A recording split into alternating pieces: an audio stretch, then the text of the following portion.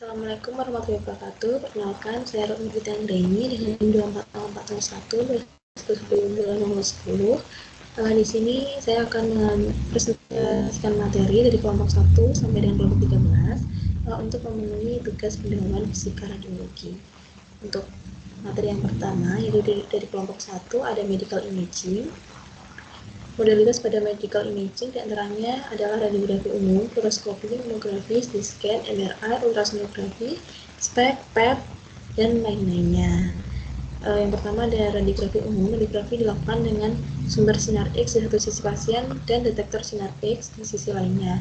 Gambar radiografi berguna untuk indikasi medis yang sangat luas, termasuk diagnosis patah tulang, kanker paru-paru, gangguan kardiovaskular, dan lain-lainnya. Selanjutnya ada fluoroskopi. Fluoroskopi menggunakan sistem detektor sinar X yang mampu menghasilkan gambar dalam urutan waktu yang cepat dan real time. Fluoroskopi digunakan untuk membuat film sinar X dari anatomi yang bergerak seperti jantung atau kerongkongan. Selanjutnya ada mamografi. Mamografi merupakan radiografi payudara yang mana merupakan jenis pencitraan proyeksi transmisi. Kemudian ada CT scan. CT adalah teknik transmisi yang menghasilkan gambar irisan jaringan pada pasien. Keunggulannya yaitu kemampuan untuk menampilkan irisan 3 dimensi dari anatomi yang diinginkan. Pada CT scan ini mengungkapkan detail anatomi yang luar biasa, seperti yang terlihat pada gambar, di mana gambar A merupakan gambar vertikal, B koronal, dan C aksial dari pemilihan CT pada abdomen hingga panggul. Selanjutnya ada MRI, Magnetic Resonance Imaging. Pada MRI, pasien ditempatkan dalam medan magnet dan denyut gelombang radio dihasilkan oleh antena atau kumparan yang diposisikan di sekitar pasien. MRI menghasilkan serangkaian gambar tomografi yang menghasilkan gambar irisan melalui pasien, di mana setiap titik dalam gambar bergantung pada sifat mikromagnetik jaringan yang sesuai dengan titik tersebut. Selanjutnya ada ultrasonografi atau USG. USG menggunakan energi mekanis dalam bentuk suara frekuensi tinggi atau ultra yang digunakan untuk menghasilkan gambar anatomi pasien. Selanjutnya ada Doppler ultrasound. Doppler ultrasound merupakan pemeriksaan medis yang bersifat non-invasif dengan menggunakan gelombang suara frekuensi tinggi. Fungsinya untuk mendiagnosis penyakit terkait pembuluh darah.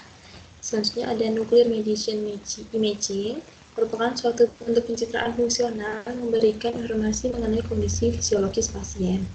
Selanjutnya ada nuclear medicine planar imaging. Ini merupakan gambar proyeksinya, karena setiap titik gambar mewakili aktivitas isotop di sepanjang garis. Pada dasarnya adalah peta 2 dimensi dari distribusi di isotop 3 dimensi dan membantu dalam evaluasi sejumlah besar kelainan. Selanjutnya ada single photon emission computed tomography atau SPECT. SPECT merupakan bagian tomografi dari pencitraan planar kedokteran nuklir, seperti halnya CT yang merupakan bagian tomografi dari radiografi. Gambar SPECT memberikan informasi fungsional diagnostik yang mirip dengan pemeriksaan planar nuklir. Namun, sifat tomografinya memungkinkan dokter untuk lebih memahami distribusi agen radioaktif yang tepat. Selanjutnya ada positron emission tomography atau PET. PET merupakan teknik pemeriksaan radiologi dan invasif yang menggunakan radiofarmaka untuk menggambarkan fungsi metabolisme molekuler tubuh pasien secara 3 dimensi. Selanjutnya ada combined imaging modalitas atau penggabungan modalitas. Penggabungan modalitas ini menggabungkan sistem pencitraan kedokteran nuklir seperti PET dan SPECT dengan sistem pencitraan lain yang memberikan definisi anatomi yang baik seperti CT atau MRI sehingga memungkinkan terciptanya gambar yang menyatu. Selanjutnya ada imaging properties. Di antaranya ada kontras, yang mana kontras dalam gambar dimanifestasikan sebagai perbedaan dalam nilai skala abu-abu dalam gambar. Kemudian ada resolusi spasial. Resolusi spasial mengacu pada kemampuan untuk melihat detail kecil, dan sistem pencitraan memiliki resolusi spasial yang lebih tinggi jika dapat menunjukkan keberadaan objek yang lebih kecil dalam gambar. Selanjutnya untuk materi kelompok 2 yaitu ada radiasi dan atom. Radiasi adalah energi yang bergerak melalui ruang atau materi. Radiasi dikategorikan menjadi dua, yaitu radiasi elektromagnetik, di mana tidak memiliki massa, tidak terpengaruh oleh medan listrik maupun medan magnet. Contohnya ada gelombang radio, cahaya tampak, sinar X, dan sinar gamma. Kemudian ada radiasi partikel, yaitu radiasi memiliki massa, contohnya partikel alfa, beta, dan neutron. Kemudian ada dualitas gelombang partikel, yaitu gelombang sebagai cahaya dan sebagai partikel. Selanjutnya ada karakteristik gelombang. Gelombang apapun dapat dicirikan oleh amplitudo, panjang gelombang, periode, frekuensi, dan juga hubungan kecepatan. Kemudian ada karakteristik partikel. Paket-paket atau kuantum energi elektromagnetik yang terpisah sebagai partikel disebut foton. Energi foton dirumuskan oleh E sama dengan Hp sama dengan Hc per lambda. Selanjutnya ada radiasi partikel, yaitu jenis radiasi partikel diantaranya ada partikel alfa, partikel beta, dan juga neutron. Dalam penggunaan medis, terapi radiasi menggunakan partikel-partikel ini untuk menghancurkan sel kanker. Selanjutnya ada kesetaraan massa energi. Di sini menggunakan teori Einstein, yaitu E sama dengan mc kuadrat. Selanjutnya ada struktur atom. Atom adalah bagian terkecil dari suatu unsur yang identitas kimianya tetap terjaga. Atom terdiri dari inti atom yang bermuatan positif dan sangat padat yang mengandung proton dan neutron.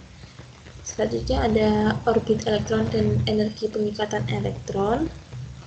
Energi yang dibutuhkan untuk melepaskan elektron orbital sepenuhnya dari atom disebut energi pengikatan orbitalnya. Bisa dilihat gambarnya seperti yang ada di sini. Kemudian ini adalah diagram tingkat energi untuk hidrogen dan juga tungsten. Selanjutnya radiasi dari transisi elektron. Ketika sebuah elektron dilepaskan dari kulitnya oleh foton sinar X atau sinar gamma, atau interaksi partikel bermuatan, kekosongan tercipta di kulit tersebut. Pada kekosongan ini biasanya diisi oleh elektron dari kulit terluar.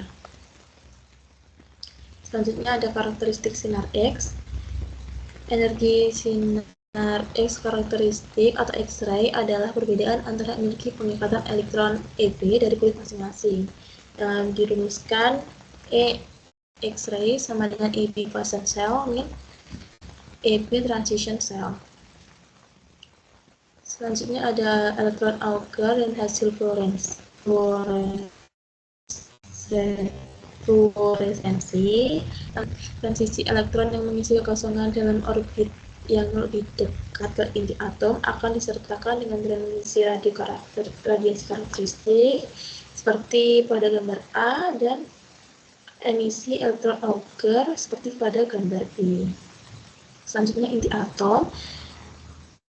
Pertama ada komposisi nukleus, yaitu nukleus tersusun atas proton dan neutron yang secara kolektif dikenal sebagai nukleon. Kemudian ada gaya nuklir dan tingkat energi. Ada dua gaya utama yang bekerja dalam arah berlawanan pada partikel dalam nukleus. Selanjutnya ada klasifikasi nuklida, jenis atom yang dicirikan oleh jumlah proton dan neutron, serta kandungan energi inti atom disebut nuklida. Isotop, isobar, isoton, dan isomer adalah keluarga nuklida yang memiliki sifat-sifat tertentu. Ini ada tabel 2.2 merupakan tabel dari isotop, isobar, isoton, dan juga isomer. Selanjutnya ada stabilitas nuklir dan radioaktivitas. Grafiknya bisa dilihat seperti yang ada di gambar. Tuduhan radioaktif seringkali menghasilkan pembentukan inti anak dalam keadaan tereksitasi. Radiasi elektromagnetik yang dipancarkan dari inti saat keadaan tereksitasi bertransmisi ke keadaan energi yang lebih rendah atau lebih stabil yang disebut sinar gamma. Kemudian ada elektron konversi internal. Elektron konversi dikeluarkan dari atom dengan energi kinetik yang sama dengan sinar gamma dikurangi energi pengikatan elektron.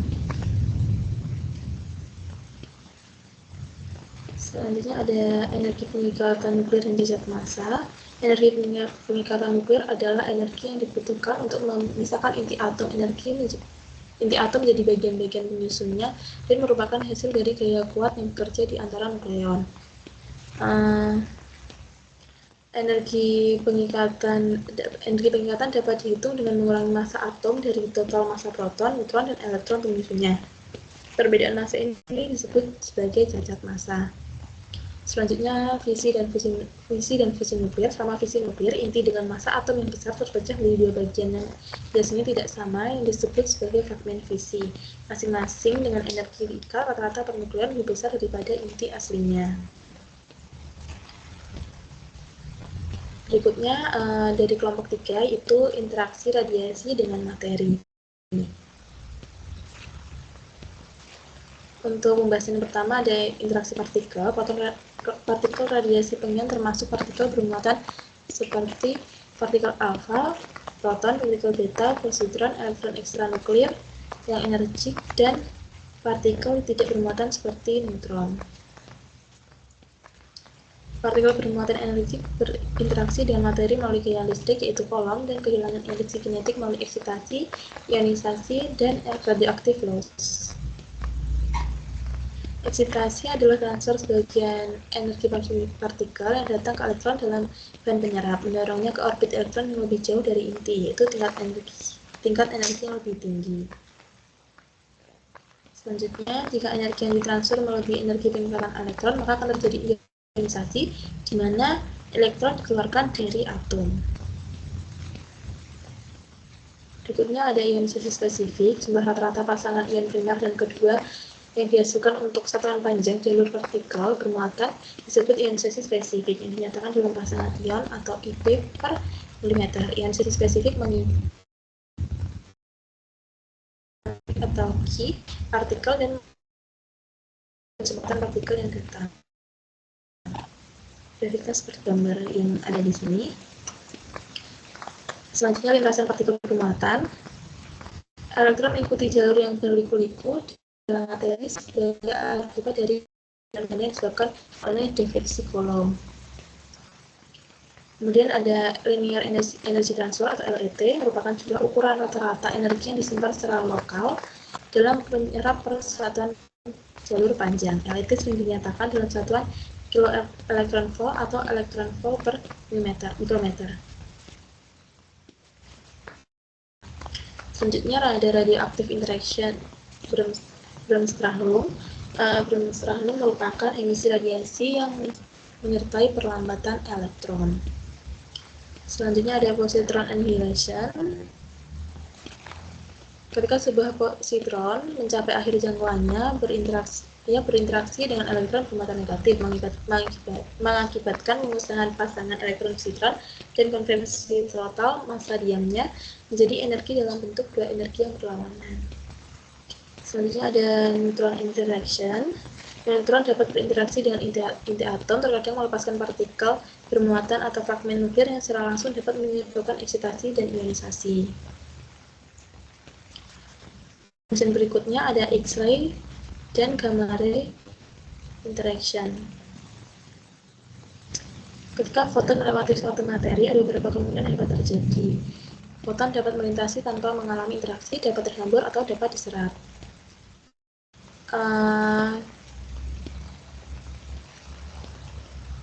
Terdapat 4 jenis interaksi foton sinar X dan sinar gamma dengan materi, di antaranya itu ada hamburan Rayleigh. Hamburan Rayleigh adalah fenomena di mana foton yang datang berinteraksi dengan seluruh atom, bukan hanya dengan elektron individu. Hamburan Compton atau efek fotolistrik. Selanjutnya ada hamburan Compton. Hamburan Compton adalah interaksi utama antara foton sinar X atau sinar gamma dengan jaringan lunak dalam rentang energi diagnostik. Berikutnya ada efek fotolistrik. Dalam efek fotolistrik, foton yang datang akan mentransfer seluruh energinya ke elektron dalam atom, sehingga elektron tersebut terlepas dan disebut sebagai fotoelektron. Kemudian ada proteksi pasangan. Produksi pasangan adalah proses yang terjadi ketika sinar X atau sinar gamma dengan energi melebihi 1,02 MeV berinteraksi dengan medan listrik di sekitar inti atom, mengubah energinya menjadi sepasang partikel elektron dan positron. Berikutnya materi di kelompok 4 yaitu masih sama, itu interaksi radiasi dengan materi. Untuk pembahasannya yang pertama yaitu ada atenuasi sinar X dan sinar gamma. Yang pertama atenuasi, penghilangan foton dari sinar X dan sinar gamma ketika melewati suatu materi atau bahan yang disebabkan oleh absorpsi dan hamburan dari foton primer. Selanjutnya koefisien atenuasi linier. Refleksi foton yang dihilangkan dari sinar monoenergetik dari sinar X-ray atau gamma per ketebalan materi yang diekspresikan dalam satuan cm min 1. Untuk materi dengan tipis, rumusnya N sama dengan UN delta X. Untuk materi tebal, N sama dengan N0 eksponensial min mu X. Untuk grafiknya bisa dilihat pada gambar. Selanjutnya ada koefisien atenuasi massa. Koefisien atenuasi linier yang dimaksudkan satuan jenis massa memiliki satuan cm kuadrat per gram. Selanjutnya ada Hall value layar atau HVL, itu ketebalan material yang dibutuhkan untuk mereduksi intensitas X-ray atau gamma menjadi setengah dari intensitas awal. Kemudian ada yang diperlukan intensitas menjadi satu. Selanjutnya ada energi efektif dan min free path. Energi efektif berkas sinar X. Polienergi merupakan perkiraan daya penetrasi berkas sinar X yang dinyatakan sebagai energi berkas monoenergi yang akan menunjukkan daya tembus efektif yang sama. Selanjutnya ada mean free path, yaitu jarak rata sebelum interaksi yang dapat dihitung dari koefisien atenuasi linier atau LVL. Kemudian ada beam hardening, merupakan perubahan spektrum sinar X ke energi efektif yang lebih tinggi sebagai sinar transfer materi. Gambarnya bisa dilihat. Selanjutnya ada absorpsi energi dari sinar X dan sinar gamma. Yang pertama ada satuan pengukuran radiasi. Perincian mengenai satuan turunan yang digunakan dalam pengukuran dan perhitungan dosis radiasi untuk aplikasi spesifik dapat ditemukan dalam dokumen International Commission on Radiation Unit and Measurement atau ICRU dan International Commission on Radiological Protection atau ICRU. Kemudian ada frekuensi, flux, dan frekuensi energi. Frekuensi merupakan jumlah foton atau partikel yang melewati suatu satuan luas penampang. Flux merupakan frekuensi foton atau partikel melewati suatu satuan luas per satuan waktu. Kemudian yang ketiga ada frekuensi energi, merupakan jumlah energi yang melewati suatu satuan luas penampang. Selanjutnya ada kerma.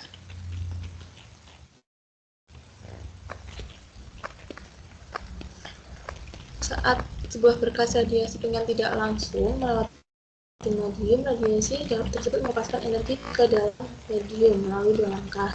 Yang pertama, energi yang dibawa oleh foton diubah menjadi energi kinetik partikel bermuatan. Kemudian yang kedua, ada partikel bermuatan langsung yang diionisasi melepaskan energi mereka di dalam medium melalui eksitasi dan ionisasi. Kerma didefinisikan sebagai energi kinetik yang ditransfer ke partikel bermuatan dengan mengionisasi radiasi persatuan massa. Untuk satuannya yaitu Gray. Kemudian ada mass energy transfer koefisien. Koefisien atenuasi massa yang dikalikan dengan fraksi energi dari foton yang berinteraksi kemudian ditransfer ke partikel bermuatan sebagai energi kinetik. Ketika produksi pasangan terjadi, dibutuhkan 1,02 MeV energi dari proton yang datang untuk membentuk pasangan partikel, elektron dan juga positron.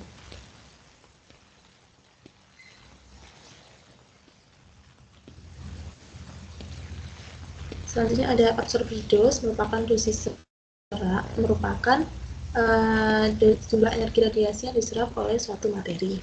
Satuan dari dosis serap yaitu joule per kilogram atau Gray.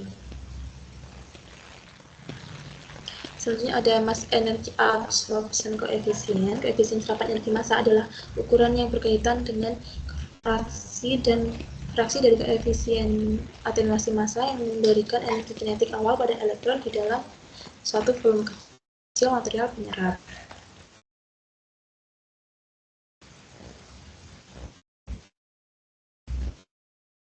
Antara perhitungan kerma dan dosis udara, bahwa untuk kerma menggunakan koefisien transfer energi massa, sedangkan dosis menggunakan koefisien serapan energi massa.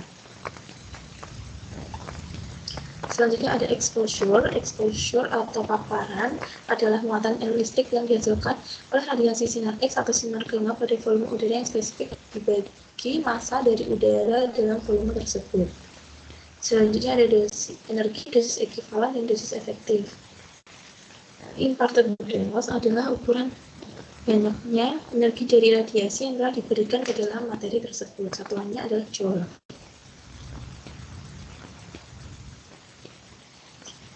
Dosis ini adalah jumlah energi satuan massa yang diserap oleh material atau medium. Ini tidak ada massa, yang adalah jumlah massa dari medium atau material di mana energi radiasi disimpan. Selanjutnya ada equivalent dose atau dosis ekuivalen, adalah dosis yang diperlukan oleh suatu jenis radiasi untuk menghasilkan efek biologi yang sama. Satuannya itu sifat. Ini merupakan tabel dari dosis ekuivalen. Selanjutnya ada effective dose. Perhitungan dosis ekuivalen mempertimbangkan sensitivitas biologis dari organ atau jaringan yang diekspos untuk mengurangi efek stokastik pada manusia.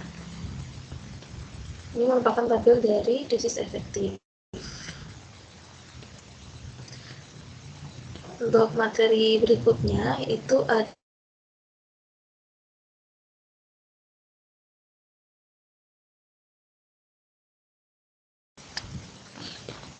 kualitas gambar medis tidak diukur berdasarkan seberapa indah tampilannya, tetapi seberapa baik gambar tersebut menyampaikan informasi anatomis atau fungsional dibutuhkan untuk diagnosis yang akurat oleh dokter. Nah, ini merupakan imaging pada masalah sendi. Yang pertama ada resolusi spasial. Resolusi spasial mengacu pada tingkat detail yang dapat dilihat pada gambar. Resolusi spasial mengukur seberapa kecil suatu objek yang dapat terlihat pada sistem pencitraan tertentu. Kemudian fungsi sebaran titik atau point spread function (PSF). PSF adalah ukuran dasar yang paling intuitif dari properti resolusi dalam sistem pencitraan.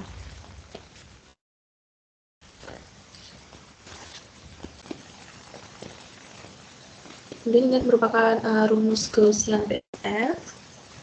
Selanjutnya ada fungsi sebaran garis atau line spread function (LSF). LSF digunakan untuk mengevaluasi respon sistem pencitraan ketika distimulasi dengan sinyal berbentuk garis. LSF menggambarkan seberapa baik sistem pencitraan pencitraan dapat mempertahankan ketajaman garis yang dihasilkan.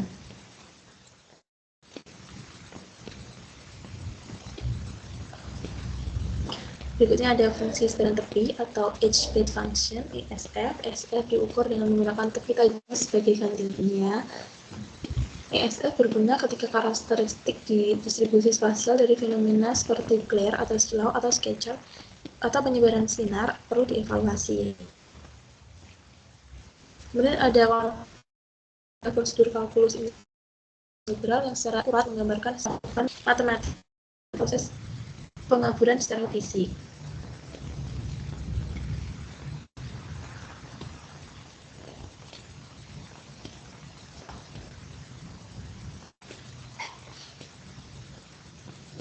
Kemudian ini adalah grafik plot kernel 5L.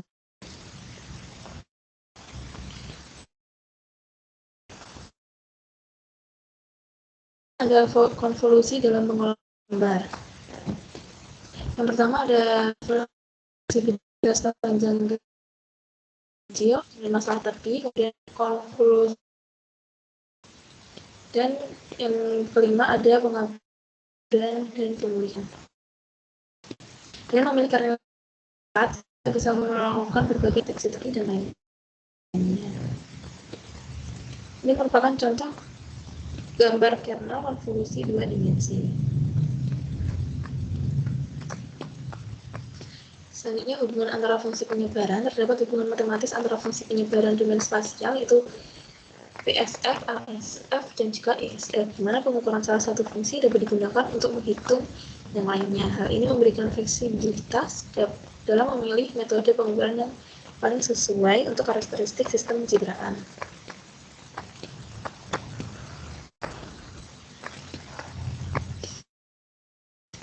Selanjutnya mekanisme fisik pengaburan.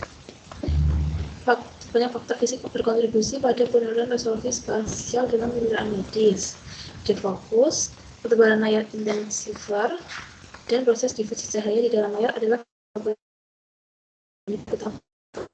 citra.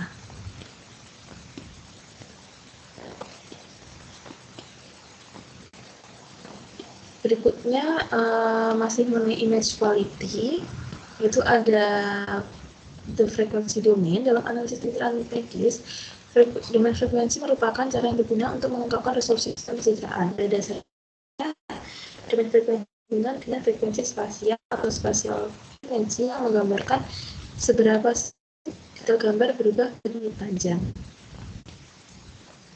Kemudian ada dari Fourier dan transformasi Fourier. Dari Fourier adalah metode untuk menjadikan fungsi jumlah menjadi jumlah dari gelombang sinusoidal.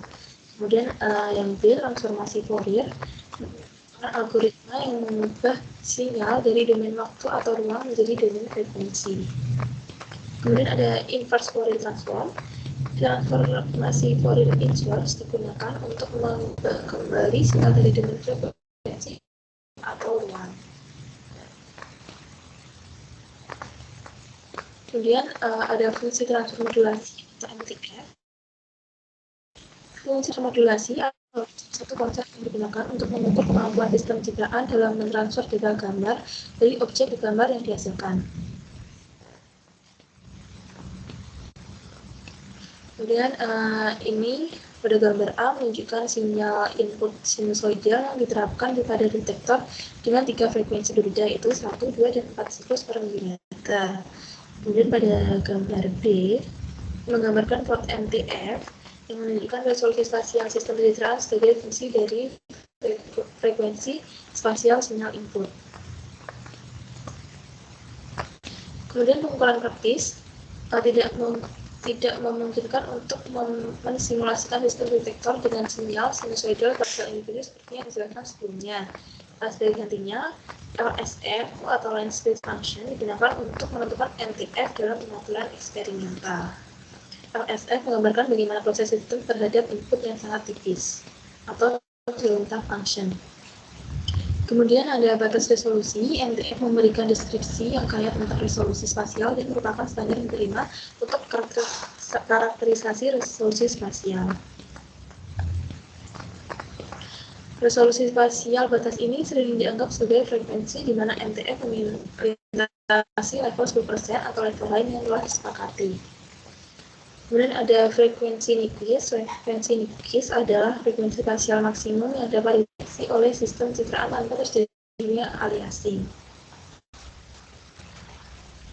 Kemudian ini merupakan gambar yang menunjukkan ilustrasi konsep aliasing dan bagaimana frekuensi yang lebih tinggi dari Nyquist terekam sebagai frekuensi yang lebih rendah. Selanjutnya ada pasampel MTF. Aliasing dapat membatasi pengukuran modulation transfer function. Ukuran pixel gambar dapat menimbulkan masalah sampling pada line speed atau LSF yang digunakan untuk menghitung MTF.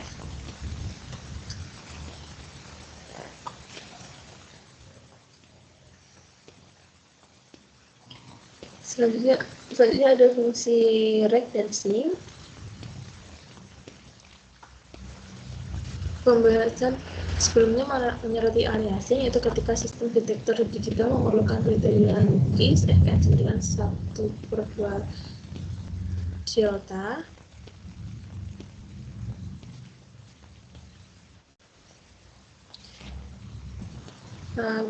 Ini merupakan grafik yang menunjukkan MTF untuk fungsi input reg dengan lebar A sama dengan 0,100 mm dan delta sama dengan A. Kemudian ada pengukuran resolusi dengan template. Resolusi spasial perlu dipantau secara rutin pada banyak modalitas pencitraan medis.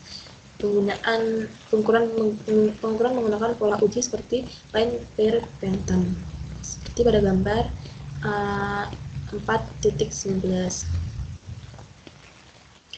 Kemudian ada resolusi kontras, yaitu yang mengacu pada kemampuan untuk mendeteksi perubahan halus dalam pada gambar. Resolusi kontras berhubungan lebih ke struktur atomi yang menghasilkan perubahan kecil dalam intensitas sinyal. Selanjutnya ada konsep dasar akurasi menggunakan Z pada gambar 4.20. Akurasi berhubungan dengan seberapa dekat seseorang dengan kebenaran atau target, sementara presisi adalah deskripsi variasi, penyebaran, atau reproduktivitas dalam suatu pengukuran. Kemudian ada sumber noise pada gambar. Yang pertama ada gray noise atau putihan noise.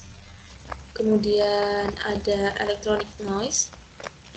Pada electronic noise ini sistem detektor elektronik bisa analog atau digital, tapi aliran elektron atau arus menyampaikan sinyal pada satu atau lebih titik dalam rantai pencitraan. Kemudian ada struktur noise. Sebagian besar detektor pixel memiliki sejumlah saluran paralel untuk membaca serangkaian elemen detektor. Ini merupakan gambar struktur noise. Kemudian ada anatomical noise. Gangguan anatomi adalah pola pada gambar yang dihasilkan oleh anatomi pasien yang selalu ada tetapi tidak penting untuk didiagnosis. Kemudian ada quantum noise, pada sejumlah partikel atau objek yang dapat dihitung seperti elektron, foton sinar X, foton optik, bahkan sapuan kuas pada lukisan impresionis. Selanjutnya ada distribusi statistik. Yang pertama ada pengukuran noise non-parametrik. Metrik dan parametrik dari suatu distribusi data menggunakan pengukuran yang mengasumsikan tidak ada distribusi statistik yang mendasari distribusi data. Kemudian ada distribusi normal. Distribusi normal disebut juga distribusi Gaussian, merupakan distribusi statistik yang paling banyak digunakan dalam analisis ilmiah dan pengaturan pengamatan lainnya. Kemudian ada area relatif distribusi normal. Gambarnya ada di sini, ada pada gambar 4.2. Kemudian ada distribusi Poisson. Distribusi normal adalah distribusi statistik yang sangat umum digunakan, namun itu bukan bentuk satu-satunya. Distribusi statistik penting lainnya yang relevan dalam penelitian radiologi ada distribusi Poisson. Kemudian ini adalah gambar tabel 4.1 contoh noise pada beberapa foton.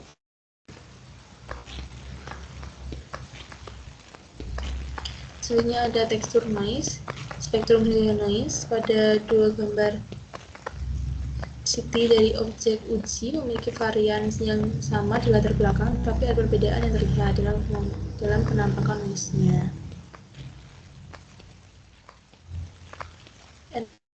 NPS pada dasarnya adalah perincian varian yang bergantung pada frekuensi, dan memang integral dari NPS di atas sama dengan varian kuadrat. Materi berikutnya ada kontras. Kontras subjek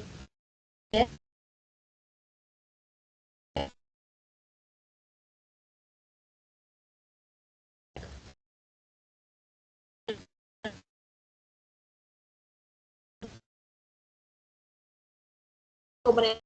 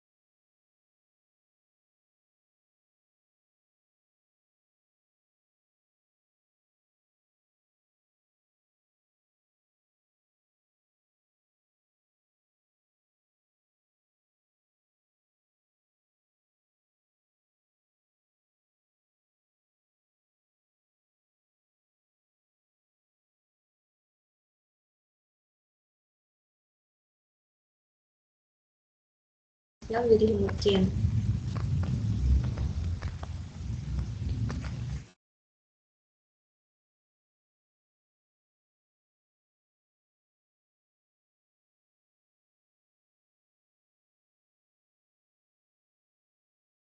Pada umumnya. Kemudian materi berikutnya itu masih image quality. Yang pertama ada resolusi spasial, merupakan kemampuan sistem pencitraan untuk membedakan dua objek yang berdekatan. Kemudian ada resolusi kontras, mengacu pada kemampuan sistem untuk membedakan objek dari latar belakang berdasarkan perbedaan intensitas sinyal. Kemudian hubungan dengan kualitas gambar, resolusi spasial dan kontras sama-sama menentukan seberapa baik detail suatu objek terlihat dalam pencitraan. Kemudian gambar diagram menunjukkan perbedaan antara resolusi tinggi dan rendah.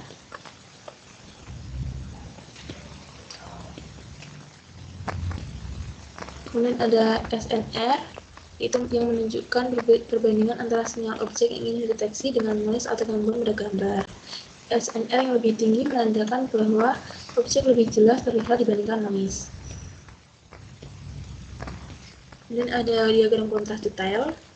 Diagram CD digunakan untuk memvisualisasikan seberapa baik atau suatu sistem dapat menangkap detail dalam berbagai tingkat kontras.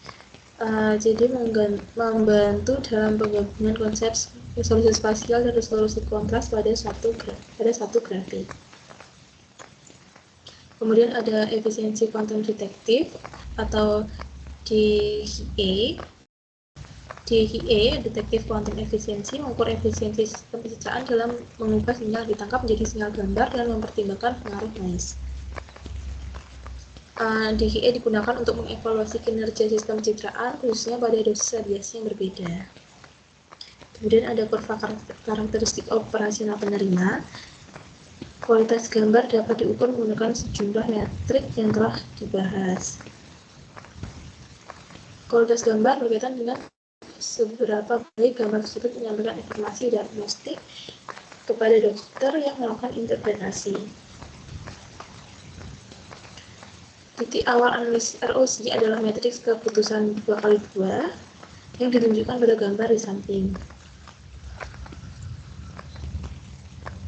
Matriks keputusan 2x2 mendefinisikan istilah true positif atau TP, true negatif atau TN, false positif VP, dan false negatif FN.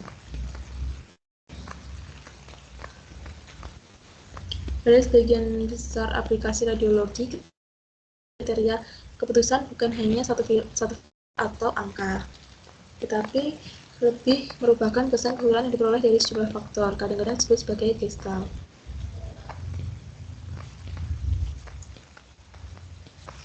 Selanjutnya ada medical imaging informatik.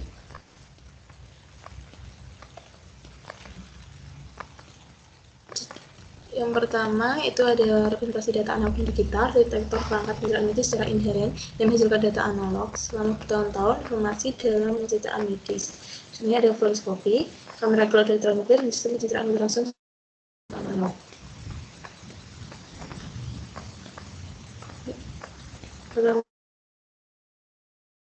Sinyal diperbolehkan nilainya kontinu. Sebagian besar sinyal analog memiliki nilai di setiap titik waktu.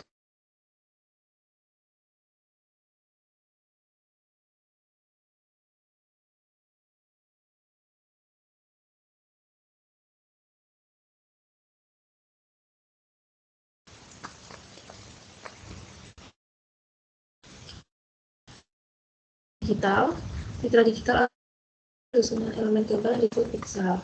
Setiap pixel dipresentasikan oleh suatu angka tersebut.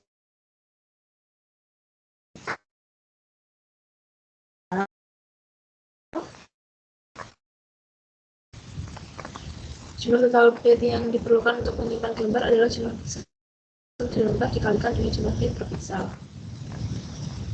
Kemudian ada digital komputer.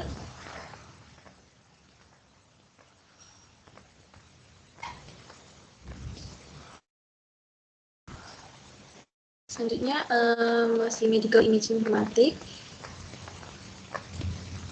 Pembahasan pertama itu perangkat penyimpan informasi. Yang pertama ada magnetic disk, yaitu piringan yang berputar dan dilapisi semarang yang mudah termagnetisasi dan memiliki head baca tulis yang deteksi atau mengubah untuk membaca device memori, merupakan jenis memori solid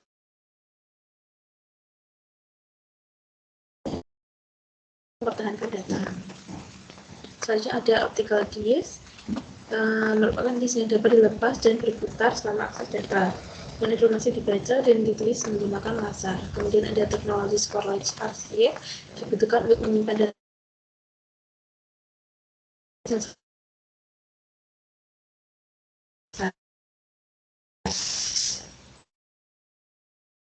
tampilan pada stasiun kerja atau komputer lain biasanya terdiri dari antarmuka tampilan yang juga disebut dengan istilah seperti antarmuka video dan adaptor grafis.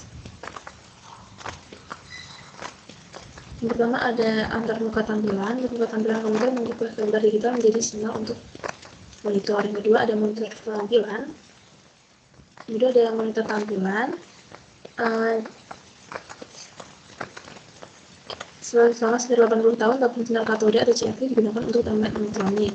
Namun, kini telah digantikan oleh layar datar, terutama dalam perawatan pekerjaan medis. Jenis layar datar meliputi plasma, LED, OLED, dan layar emisi lapangan. Monitor CRT adalah tabung kaca yang dievakuasi dengan komponen untuk menghasilkan, memfokuskan, dan memodulasi intensitas berkas elektron menuju layar fluoresen.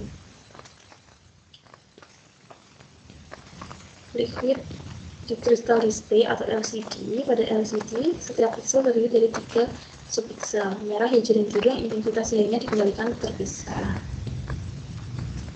Kemudian ada performa monitor layar. Monitor adalah komponen penting dalam pencitraan radiologi yang dipengaruhi oleh parameter seperti resolusi, kecerahan, dan kontras. Kecerahan monitor diukur dalam luminasi, CD per meter kuadrat, dan resolusi kontras ditentukan oleh kisaran dimensinya.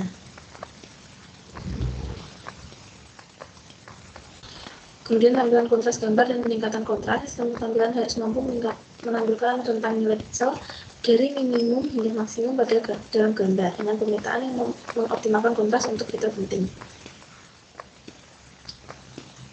Selanjutnya ada kalibrasi luminasi sistem tampilan. Fungsi tampilan monitor menggambarkan pencahayaan yang dihasilkan berdasarkan tingkat sinyal digital atau sinyal analog yang dikirim ke monitor berpengaruh besar pada kontras gambar. Kemudian ada tujuan DICOM GSDF. Yang pertama menyediakan transformasi nilai pixel digital yang konsisten ke tingkat pencahayaan, menjelaskan tampilan kontras antara monitor dan media cetak, kemudian memberikan linearisasi perseptual, yang artinya perbedaan dalam nilai pixel akan tampak seragam bagi sistem visual manusia.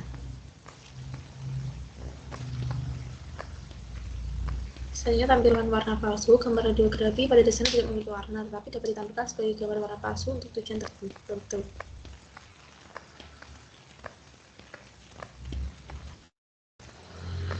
Berikutnya ada keuntungan dari monitor diagnostik, di antaranya itu pencahayaan maksimal yang jauh lebih tinggi, pencahayaan yang lebih seragam, pixel yang lebih kecil, sudut pandang yang jauh lebih besar, dan lain-lainnya. Kemudian jaringan komputer memungkinkan transfer informasi antar komputer berbagi perangkat seperti printer, kamera laser, multi-format, dan perangkat penyimpanan serta mendukung layanan seperti email dan transfer file.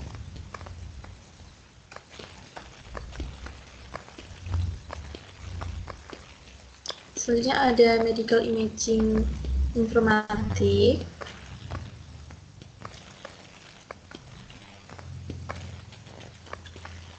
Yang pertama ada PECS, yaitu sistem untuk penyimpanan, pemindahan, dan tampilan gambar radiologi. Kemudian ada teradiologi, transmisi gambar tersebut untuk dilihat di situs atau lokasi yang jauh dari tempat gambar tersebut diperoleh.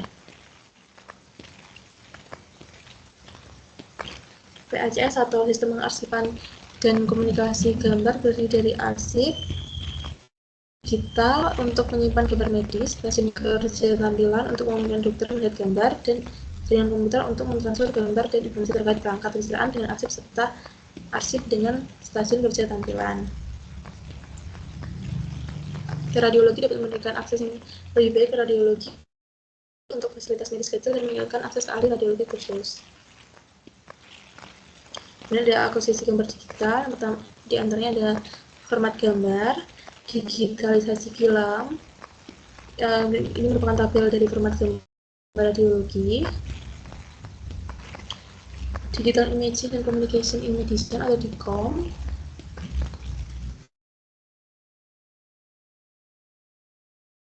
Dalam kedokteran, hubungan perangkat berjalan ke PACS dan jaringan dengan sendirinya tidak mencapai transfer gambar dan informasi terkait.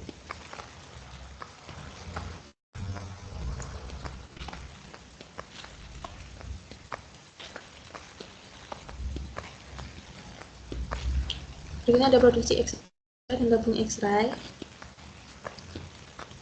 Yang pertama ada produksi X-ray, spektrum Bremsstrahlung, sinar X tercipta dari konversi energi kinetik elektron menjadi radiasi elektromagnetik ketika kecepatannya diperlambat akibat interaksi dengan bahan target. Sebagian besar reaksi bersifat tumbukan, di mana pertukaran energi dengan elektron kepada target menimbulkan panas. Spektrum Bremsstrahlung adalah distribusi probabilitas foton sinar X sebagai fungsi energi foton atau KeV. Ini merupakan grafik. Grafik A menunjukkan hubungan linear terbalik antara jumlah dan energi sinar X yang dihasilkan. Grafik B tidak memiliki sinar X di bawah sekitar 10 keV.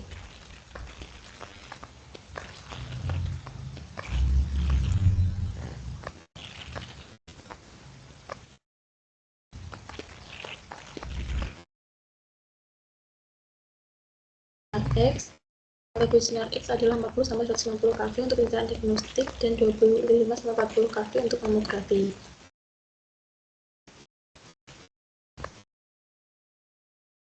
Sinar X yang terdiri dari film atau katode yang terbuat dari kawat tungsten.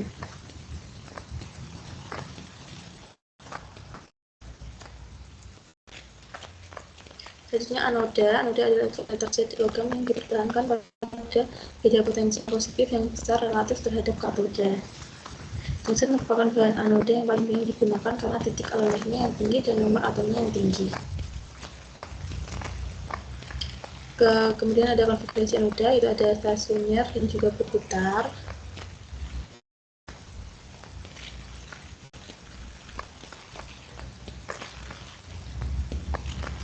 Kemudian ada efek tumit, adalah hilangnya intensitas pada sisi anoda pada bidang sinar X.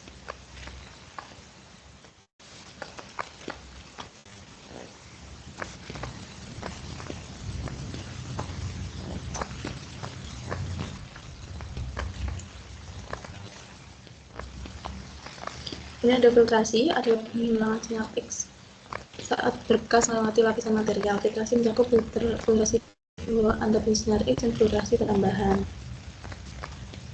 Selanjutnya ada generator sinar X.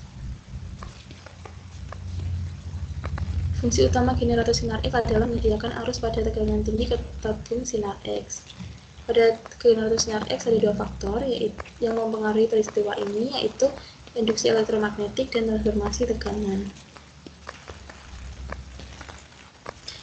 Induksi elektromagnetik adalah fenomena di mana medan magnet yang berubah menginduksi perbedaan potensial listrik pada konduktor di dekatnya dan juga di mana tegangan diinduksi pada konduktor yang bergerak melalui medan magnet yang tidak bergerak.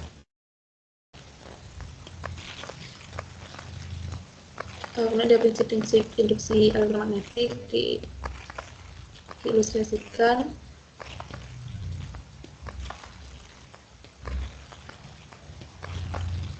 Selanjutnya ada transformasi. Input daya AC menghasilkan medan magnet yang berosilasi pada pelitan primer atau pelitan primer transformator, di mana setiap putaran kawat memperkuat medan magnet yang tidak terpengaruh oleh isolasi listrik dan menembus inti besi. Trafo dasar terdiri dari sebuah inti besi, rangkaian pelitan primer, dan rangkaian pelitan sekunder.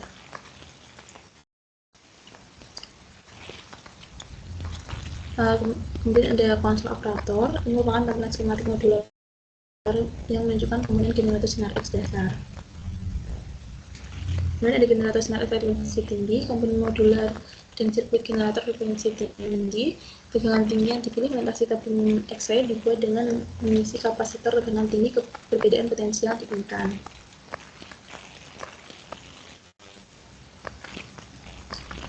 Kemudian ada riak tegangan. Riak tegangan tipikal berbagai generator sinar X digunakan dalam radiologi diagnostik bervariasi dari riak tegangan 100% untuk generator fase tunggal hingga hampir tidak ada riak untuk generator potensial konstan. Selanjutnya ada pengatur waktu. Rangkaian pengatur waktu digital memiliki kemampuan reproduksi yang sangat tinggi dan akurasi mikrodetik. Kemudian ada saklar, merupakan generator inverter frekuensi tinggi yang biasanya digunakan peralihan elektromagnetik pada sisi primer transformator tegangan tinggi untuk memulai dan menghentikan pencahayaan. Kemudian ada kontrol auto timer otomatis. Auto timer juga dikenal sebagai sistem kontrol exposure otomatis atau AEC yang sering digunakan sebagai pengganti pengaturan waktu exposure manual dalam radiografi. Selanjutnya ada peringkat daya dan pemuatan dan pendinginan panas. Peringkat daya tabung sinar X satu generator adalah daya maksimum yang dapat diterima oleh titik fokus tabung sinar X atau yang dapat Kemudian ada pemuatan panas. Unit panas atau HU adalah unit tradisional yang menyediakan cara sederhana untuk mengekspresikan pengendapan energi pada dan pembuangan energi dari anoda tabung sinar X. Dan ada Joule. Joule adalah satuan SI energi. Selanjutnya ini merupakan bagian kurva pemanasan dan pendinginan anoda untuk luminosity yang memplotkan energi dalam menjoule pada sumbu dalam megajoule pada sumbu vertikal dan waktu dalam menit pada sumbu horizontal. Selanjutnya ada faktor-faktor yang mempengaruhi emisi sinar X. Di antaranya ada bahan target anoda, itu mempengaruhi efisiensi produksi radiasi bermesahrum dengan paparan keluaran secara kasar banding dengan nomor atom. Kemudian ada tegangan tabung atau KV yang menentukan energi maksimum dalam spektrum bermesahrum dan mempengaruhi kualitas spektrum keluaran. Selanjutnya ada sebanding dengan jumlah elektron yang mengalir dari katoda ke anoda persatuan waktu. Kemudian ada penyaringan sinar, yaitu memodifikasi kuantitas dan kualitas sinar X dengan terlebih dahulu menghilangkan foton berenergi rendah dalam spektrum. Kemudian ada generator, yaitu mempengaruhi kualitas spektrum sinar X yang dipancarkan. Sekian presentasi dari saya. Terima kasih. Mohon maaf bila ada kesalahan. Assalamualaikum warahmatullahi wabarakatuh.